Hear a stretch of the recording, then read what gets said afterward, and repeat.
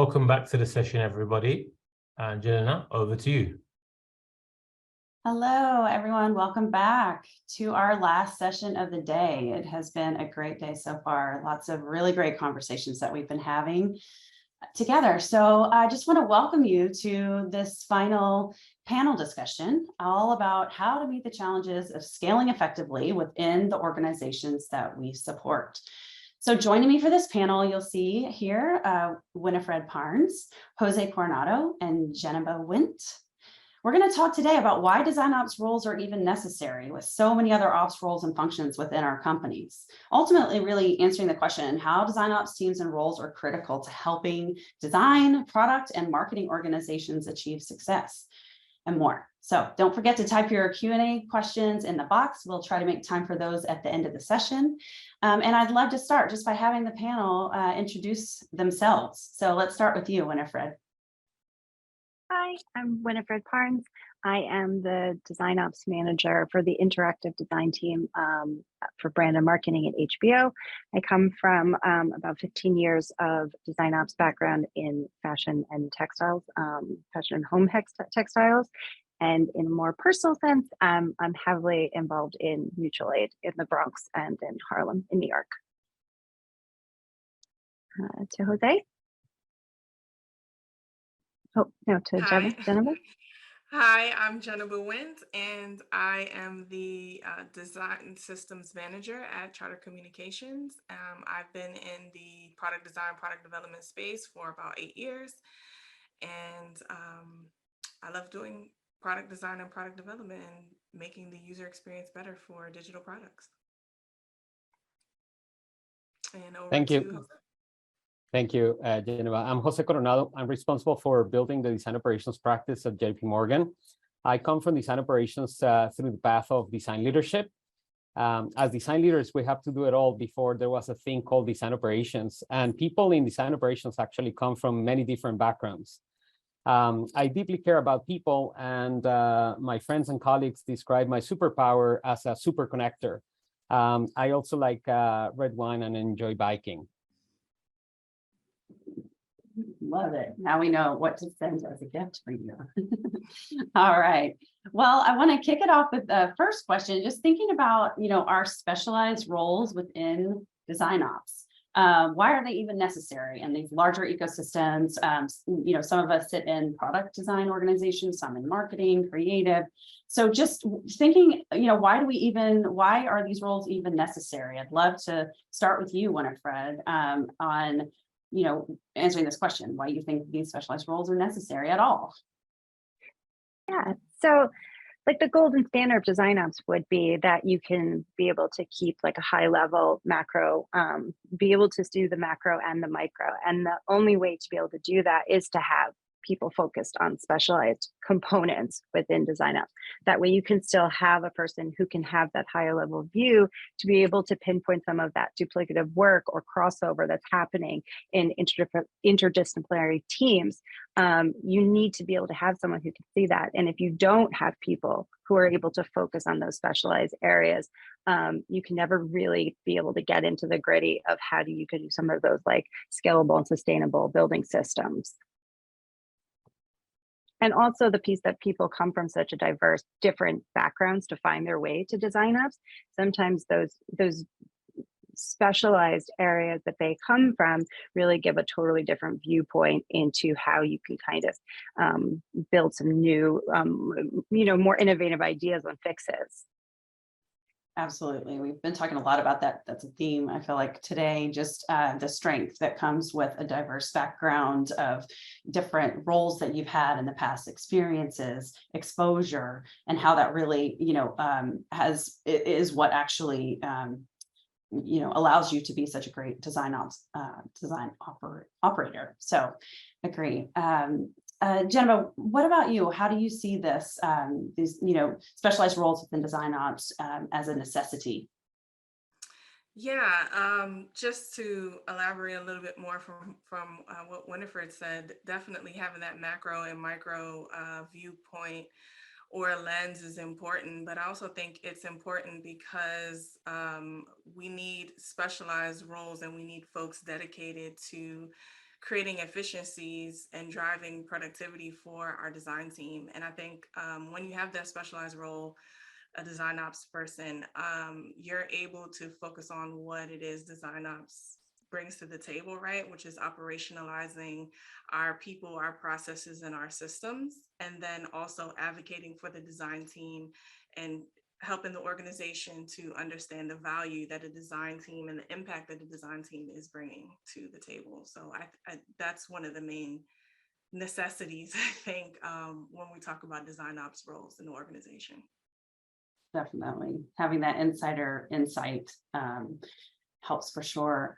There's so many different ops functions popping up around our companies. I know, from technical program managers, product operations, design operations, creative operations, producers, it just goes on and on and on. So, with so many of these ops functions within our company, how would you say design ops is complementary to, other operations or program management functions within your environment, the company that you're at? Jose, why don't we start with you on this one? Sure. Thank you. I think that design operations is a change management function from a macro level point of view. And as such, we have to find those partners around the organization who are working in change or transformation. Many organizations have a digital transformation practice, for example. And I think when we partner effectively with them, we are able to not just change how design works, but also how design technology and product collaborate with one another. And we need to find those partners in the organizations if we want to increase and amplify the impact of design across the organization, not only for ourselves, but also for the people that we're supporting and enabling, which is basically the designers and the design leaders of our companies. Yeah, definitely. Geneva, how would you say design ops is complementary in your environment for the other your peers and other ops functions to work together? Yeah, I see it as anyone who has that operations function within their role or within their department, they are, as Jose said, driving change and transformation. So I think that if we can partner with them, then we can scale that transformation within the organization.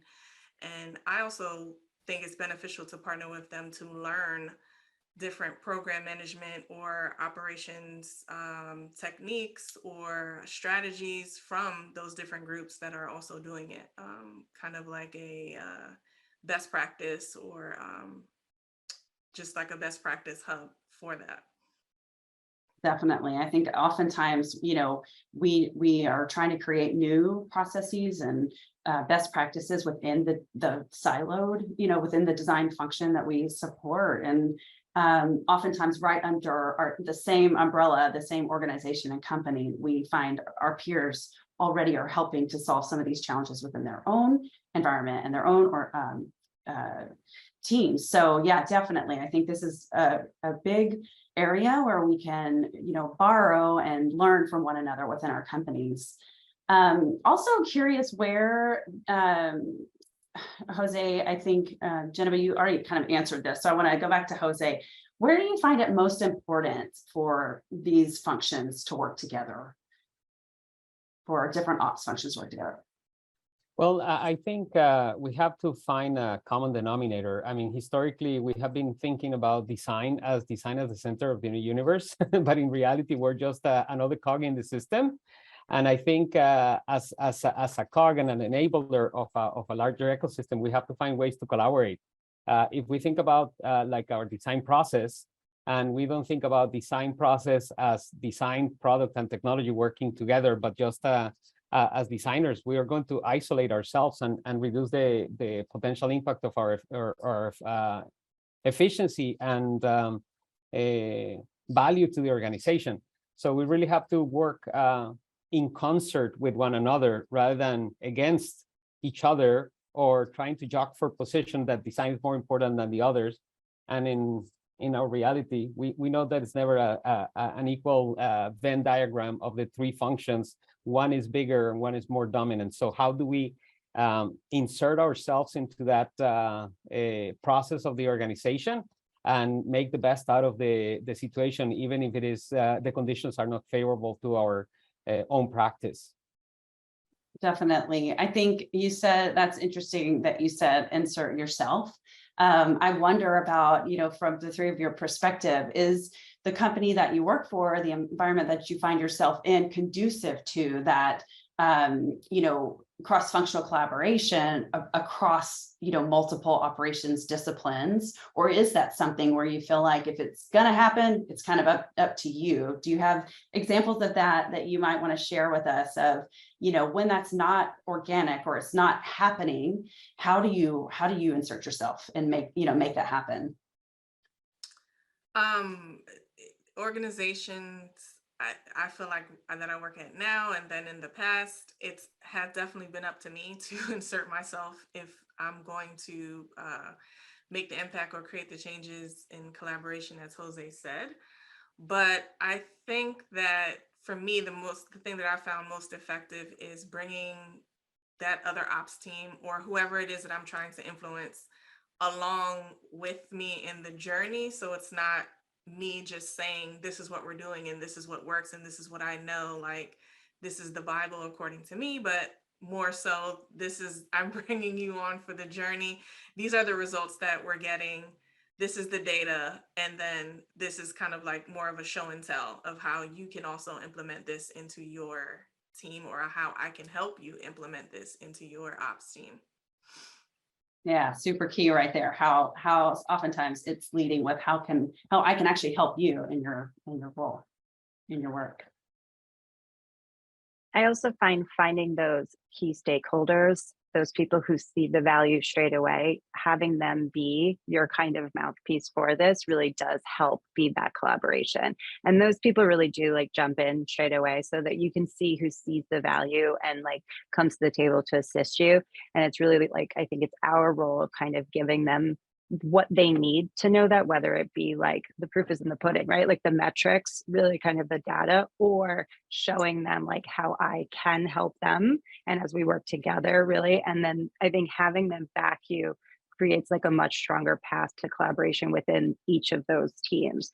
And then it's just the groundwork, right? Like once you insert yourself with that, and also instead of just sometimes saying, what can I do for you? It's about asking for learnings from them, right? That idea of like fail fast kind of. Some other teams have done that work already, and they're more than willing to share that. So when you reach out like an olive branch of like, have you already tried this? And they tell you why it didn't, they are immediately more apt to be collaborative, to find the next thing to try to see if it works, Absolutely. And sometimes it's not even like, it's just, you don't know what you don't know. And I found just a recent thing that came to mind for me was, I was heading up this program for creating some playbooks for creating efficiencies for our scaling teams. And actually I had just by happenstance reached out to someone in our BizOps team, our corporate BizOps team, and just was sharing with her what I was working on. And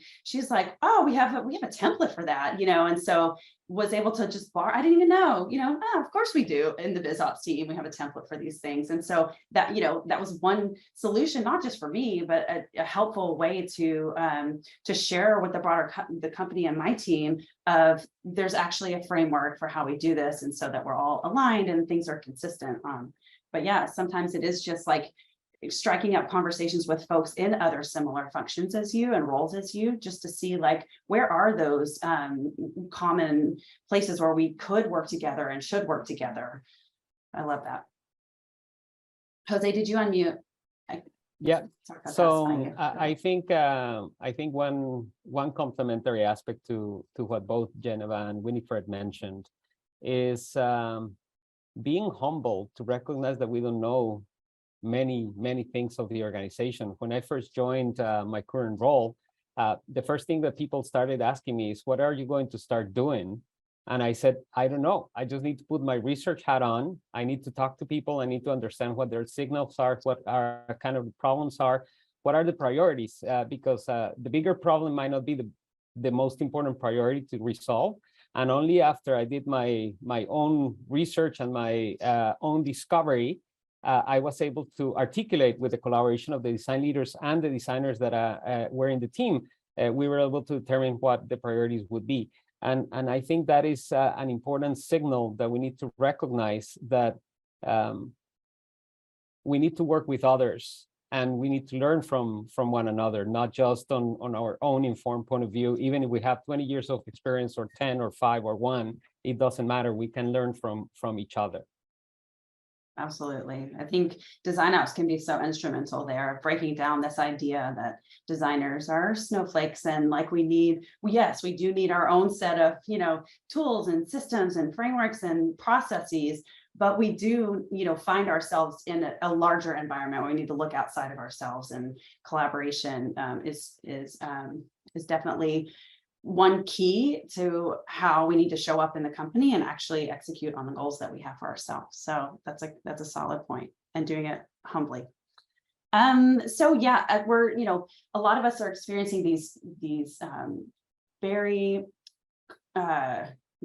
scaling changes, a lot of like fast changes that are happening within our companies. And so as we scale, there's a lot of tensions and challenges that we're facing. One particular challenge is, how do we solve for duplicative work?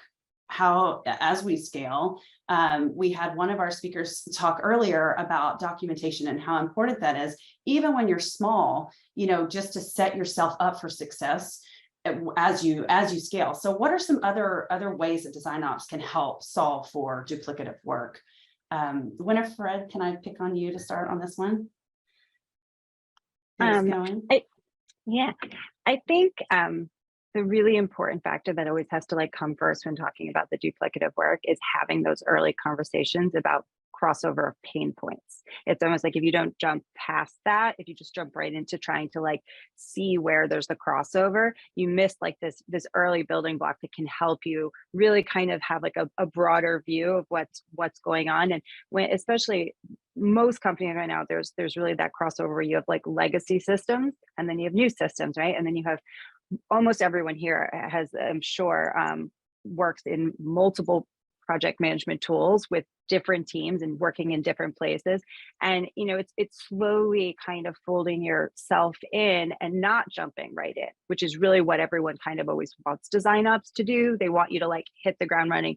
And it's it's okay. There is the 30, 60, 90 day, there's always, there's some of those low hanging fruit things you can jump in right in the beginning, but it's also holding back and looking at the block of your day and your week and your month and finding those really key points each week, each month, setting those times up to reach out and connect each of the teams and almost really remind them you're here exactly for this purpose, right? You are putting out the daily fires, but the larger plan really is for you. So you have to bring me that information, right? Let's engage about this.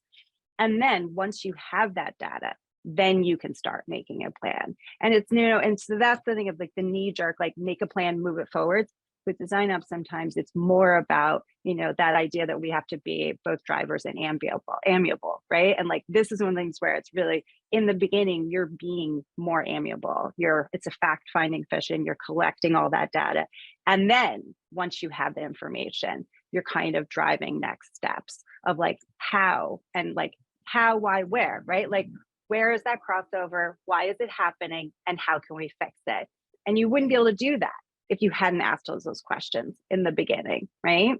And then at that point, then there's a lot of, and most people, especially because most design ops teams are still so spare, it's where are you finding places where you can kind of up manage and do trainings with people to assist you from other departments, right? We can't do everything all the time. You need people, you need coordinators and assistants to be able to come to you and share that information when they're seeing it, because we can't be the eyes and ears that are seeing that duplicative work everywhere. So it's teaching people to come to you with the information for you to do your best job.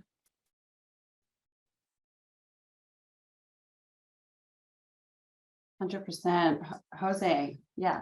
Yeah, so I like to see this scaling factor more than duplication is about diversity of scaling with diversity. So I think when we hire people that are different than us, people with different backgrounds, different field, different experience. Recently, I had a presentation where my main theme was the Wonder Woman, and that's a DC Universe character. And I drop in the middle of it Black Panther, which is a Marvel character, and Mandalorian, which is a Star Trek character. And I did that intentionally because what I wanted to illustrate was the fact that we don't have to hire people that come from design background or from a digital background or have a 4-year degree or a master's degree or anything like that. Actually, what I did was we found a need, and the need was fixing our recruiting process, making more effectively scale more. So what we did, instead of hiring a design operations person, we went and hired a digital recruiter, not to become the recruiter of our team, but actually to help be the connection with our recruiting team in the HR side, be the connection with our hiring managers, be the connection with the managers, with the candidates as well, and help us streamline and make more efficient the interview process, the candidate assessment process. And all of that came together to help us scale much, much better. And our last addition to the team is actually a person with HR background as well, from a learning and development perspective, to do exactly the same thing, be the connection with learning and development, be the connection with the external agencies and companies that can bring training for us, and be the connection with our team and the design leaders that we work with to help us elevate the skills of the team. And that's just a different way of looking at this particular problem into how can we increase the impact and the scale of work that we do from a design operations perspective for our team and our organizations. I love that. It's taking, I mean, it's really reframing the way that you're thinking about hiring for these roles on your team. I'm really curious. We've I've come across this as well, and find that that resonates so much with me. And just like thinking about coming from, you know, a non-design background, non-design ops background, and knowing full well the skills that got me into loving this role and interested in this role and successful at this role, and seeing that in so many different people, you know, and being able to hire for that diverse set of experience and you know, was a priority for me. Where I find the challenge, and I wonder how, if you've experienced this and how you found success, whenever you're taking that philosophy for how you hire for your design ops team, and you you know, socialize that with leadership who are providing the budget for the role, as well as like your panel, you have to be, I can imagine, and from experience, you have to be really intentional about how you talk about qualifications or what you're looking for, or just like kind of flipping the script on traditional hiring practices, right? So I just wonder, like, if you've experienced that challenge as you're trying to socialize this idea of reframing you know, a candidate pool or role, and what maybe where you found success in trying to get this message, you know, through and adopted really and supported. It's actually something really, really important to me, and I've been probably very vocal about it in a lot of different companies. And I do frame it first and foremost as EQ over IQ, always, for design ops. I just genuinely feel that way. And then when you feed into that there is no traditional education path in any university that brings you to design ops. So if you take that off the table, what are you actually asking for when you put down on, you know, a JD that this person has to have a bachelor's or a master's? In what? Like, in what actually are you asking for? So if you remove that from the table and you're actually able to look at this person and look at, you know, simple questions. We have a senior art director on our team who will ask, when you go on a vacation, are you the one, you know, who does the planning? It's like, there are questions that you can ask that a person who is going to go into a design ops field knows how to answer immediately. You know, what is a problem you solved for yourself during the pandemic? What was the shift that you did that changed your day-to-day life? Like, these are the questions. And when you frame it in that way, you're already getting a feel for if this is the right person for the type of design ops role you're trying to fill. Because every company, just like every company, has different design programs and design, you know, product, and the way that the systems that they use, they also need a different design ops person. And so when you really remove education as the blocker, you can really focus on is this person actually, for this, and this reason, a good fit for our company, our team, but also how will they make our company and team grow? How will we diversify? How will they? And that can be everything from socioeconomic to race to sex. It can be all of those things, but it can also be just their personality and what they might bring to change the dynamic, which most companies still very much need. Yes, definitely. I could talk about this all day. Jennifer, what would you like to say? Yes, I was just going to echo something that I'm hearing from all three of you, which is just being intentional about the way that you're going about your recruiting and your hiring practices. And I just think that's really the key to getting this diverse team or scaling in a way that you're going to solve new problems, is that you need new perspectives. And the only way you're going to get that is to be intentional about the way you're going about your hiring practices and not leaning on traditional questions. Like Winifred said, she shared some very good questions that you can ask during your recruiting process. Most definitely. All right, there's a couple of questions floating in. I definitely want to make time for some of the audience questions. So I'm going to just shift a little bit to, well, okay, hold on one second. Sorry about that. So oftentimes design ops teams are really lean. We have, we know that a majority of people start as a team of one, maybe they stay on as a team of one for quite a long time. So, but the work and the challenges to solve are many. So when adding design ops headcount isn't always the solution, and it's oftentimes not, how do we clone ourselves in order to grow our own scale or impacts? We're talking about scale as a company and things that we have to solve for, but then there's that issue of scaling ourselves. And there's so many people, once you get a taste of what design ops can do within an organization, as you all know and are very familiar with, I'm sure, the asks are many, and the time that you have as an individual contributor, or even two, are few. So how do we, I'm using the word clone, but just how do we clone ourselves to make more impact when there is only a small, one or two of us on a team? I'll get us started, and I'll be the first one to recognize failure in my own practice. When I was first recruited to this role, it was a team of two, so myself and a partner in crime, and we uncovered a lot of problems, and we unfortunately said yes to almost all of them. So we had a huge list of about 15 things, and you just do the math. 2 people, 15 things, there's no way on earth that you can do them, but we committed to them. And we failed, or I failed miserably. And it was one of the worst feelings in my professional career. Out of that lesson learned, my 2 principles right now with my team are 2 things. Make assumptions explicit and right-size your commitment.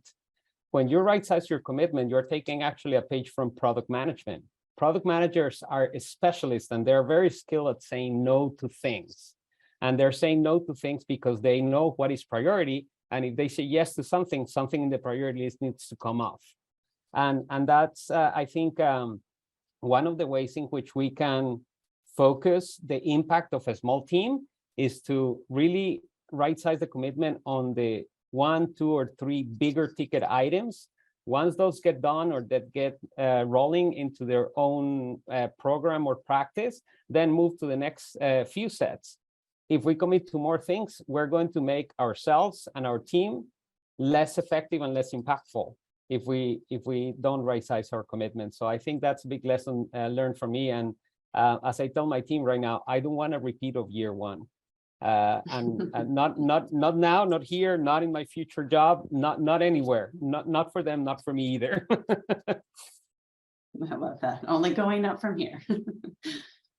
Yeah, I agree with what Jose said, and I was actually going to say productizing your process and is very important if you're trying to scale yourself. If you're a team of one, looking for those repeatable processes that can be done, put into a playbook, put into a framework that can then be spread to other people that can come alongside you, partner with you, some of your stakeholders, people you're working with, so that you can scale, so that you can then take something off your plate, add something, etc. And then I also wanted to go back to the priority thing from the product manager. I think when I was a team of one, and then when I was a team of two, partner in crime, as Jose said, what was important was us looking for the opportunities that had, we looked at two or three things: feasibility, and then impact, and then scale of that particular problem that we're trying to solve. And then if it met those criteria, then we know we can prioritize that above other problems, the list of many problems or many opportunities that we're trying to solve. And then just to add to Gemma, I do tend to try to say people like Design Ops isn't the playbook, right? The train has to keep moving when we're not here, if you're a party of one. So documentation is always key, right? The idea is that if I am sick tomorrow, someone else can look at this SOP that we've written, and it may not be perfect, right? It may not be done exactly correct, but it will get done because they had a step-by-step guide. And that guide doesn't have to be static. In theory, it should be constantly reassessed. But if you have that documentation written up for others to use as a guide, then you have more hands in it. You actually have someone who's going to look at it and be like, hey, I just noticed like this actually needs to be updated. This was changed. We should update the documentation. And that's an amazing process that starts to happen on its own by you documenting the processes of things. And then you get to have people kind of look out, you have the opportunity to say, hey, this is the process we're coming up with. Like, does this work for this team, and this team also, right? Where can we start sharing this information? That way, if I go on vacation and there's no clone, right? Someone else can pick it up and keep it moving in your absence, which is the ultimate goal, right? Of Design Ops, to like solve new problems, not redo the same things each day. That's really not our jobs. Absolutely. Want to get to a couple of the questions from the audience. We were just, Jennifer, I believe you just mentioned this around just external expectations, sometimes from our team. And one of the questions is, how do we build the relationship with design managers and design ops? How and where do we diverge and converge? So I'm just wondering, this question is for the group, whoever wants to answer, and I'll just repeat it one more time. How do we build the relationship with design managers and between design managers and design ops? I think I'm reading that right. How and where do we diverge and converge? I could take that. I think it's about a partnership, and thinking about the scaling, especially when you're a small team, is about asking for help. The design leaders and the designers that you're working with, and when I say designers, I mean design with capital D, so all-encompassing of our disciplines across the board, design, research, content. But it's about asking for help and working with side by side with them. I think another aspect that I think is super critical for us, and this is another one lesson learned from year one for me, is about constant communication, especially with the design leaders, because they will be your partners and they will be your supporters, and they will be the people that will advocate for you to grow your team if they see that there's impact and benefit with them. So I think periodic one-on-ones with your team, super critical. Periodic one-on-ones with the design leaders is super critical. Periodic one-on-ones with the product operations and business operations and the other practices, just so you can actually learn from them. Just as Gilana, as you mentioned, oh, we have a canvas for that. We have a template for these. You never know where you're going to find the information that you're actually looking for. And that's super important, the consistent communication across the board. So when you have a problem, you can actually consult with somebody and maybe they can help you with that. And I think that is an important way to partner and see that we're working together with one another, not despite one another. And that I think it's very, very critical. I think also like design managers and design ops, design managers are integral to helping to create those bookends to our roles. So there's twofold to it. Whereas when we partner with them, most often they're apt to not know where we start and they stop, right? And the best explanation is if you have design managers working in certain areas, the idea is that we're kind of just coming along on all of those. We're working with all the different design managers, not just one. So we end up actually picking up these breadcrumbs of information that we get to share with them, whereas we're not overstepping them. We're kind of picking up some of these missing pieces that they're not getting to see because they're focused on their task at hand. And since we're not getting super granular in there, we can help perhaps kind of, help them with their processes without overstepping. And at the same time, if each of those design managers are helping to say, okay, well, the design ops doesn't handle that, I actually handle that. You really start ending having those safe spaces for both of you. Yeah, and to complement some of what Jose and Winifred mentioned, I think that once you put on your research hat and then you start to build that partnership, you start having those one-on-ones and different conversations with these managers, you can pick up on what are the low-hanging fruit, what's those bits of information that then you can take back to, if you're a team of one, you obviously would be doing it yourself, but you can take back to your team if you have more people working with you to then solve those problems, that low-hanging fruit. And then you start to have, well, this is data, this is impact, this is the value that we bring to the table with these managers, and start building the relationship from there. Definitely.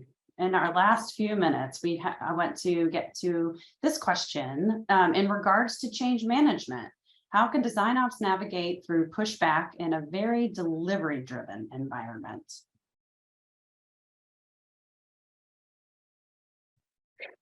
I mean, I think everywhere is a delivery-driven environment right now. I not to speak for everyone, but I do feel like that. And I will say that what I find, because I come from a design background, and which maybe not everyone, so from just an I statement, I will try and kind of lead with the idea of the ROI is not always right, the quantity and the delivery. It's actually about the quality of the delivery.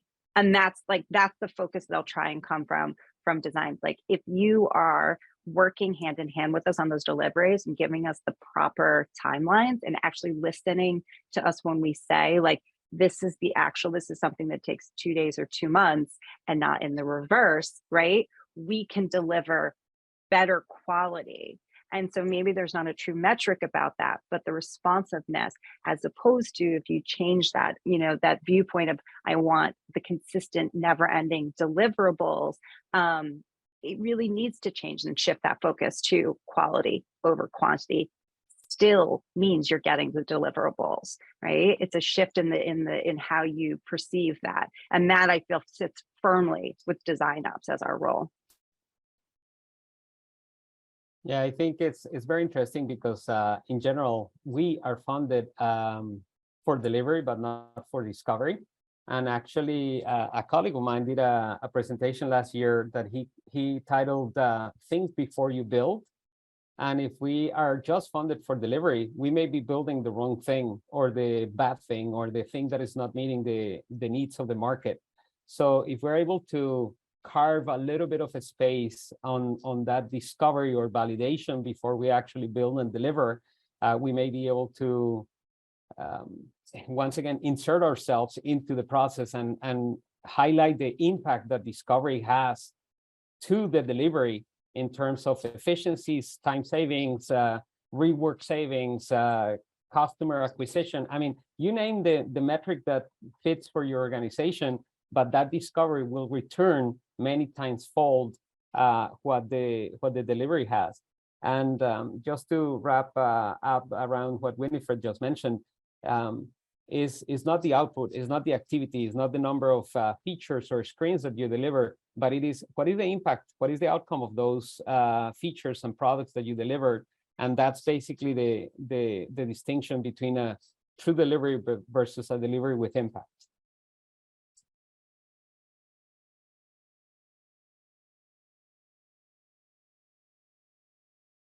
we have covered a lot of ground today. So appreciate the questions that are coming in. The things I would summarize it this way as I was just thinking through some of the sound bites and topics that you all covered. The first theme I saw was definitely build our teams with intentionality. Templates, documentation, and collaboration are keys to scaling ourselves. And the last thing, I think, you mentioned, I don't know, half a dozen times, maybe, Jose, in your first year. So we're hoping and planning for a book, perhaps, for you to author things that you learned in your first year. There's so many rich lessons that you all, share and just your own experiences. And I so appreciate you all coming today and sharing with us so many things to take away from this session. So I truly appreciate it. Thank you to the three of you, Jennifer, Winifred, and Jose. It's been a pleasure. And now I just want to circle back to our audience and say thank you so much for attending today. Today has been a day, rich with content. Hopefully, we've picked up a few lessons. I think if anything, we've recognized that, we're all learners here. We have failures that we've talked about. We've had, helpful resources that we've shared today, but in the end, we're all learners and part of this community, growing and learning together. There's still so much room, so much growth that can happen, and impact to design ops in the community here. So just thank you for coming. Reminder that the sessions have all been recorded. So if you had to miss some, or you decided to pop out and go to creative ops or photo studio ops and you want to catch some of these sessions, they're all on the website. So please check that out visible under the agenda tab. It's also not too late to catch up with our event sponsors in the exhibition tab. Ask your burning questions to the teams there. And then we hope many of you will join us for Creative Operations event happening in Los Angeles next month, October 25th. I'll be there, excited to speak at one of the sessions. Look forward to running into some of you there as well. And there's so many great sessions, so you don't want to miss those. And then lastly, some really exciting news. We're delighted to announce the inaugural Henry Stewart Design Operations in-person events that will take place across the globe actually next year. So London in March, New York in May, and Los Angeles in October. So be sure to check that out. Stay connected to the Henry Stewart conferences on their website for more information, and then you can take advantage of launch offers as well. So thank you again to everyone who joined us today, to our sponsors for such a great event. We look forward to seeing you all soon. Bye.